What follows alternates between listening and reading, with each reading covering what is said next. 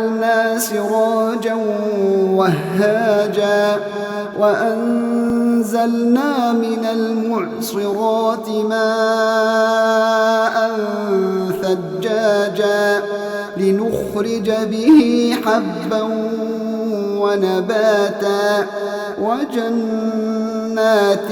ألفافا إن يوم الفصل كان ميقاتا يوم ينفخ في الصور فتأتون أفواجا وفتحت السماء فكانت أبوابا وسيرت الجبال فكانت سرابا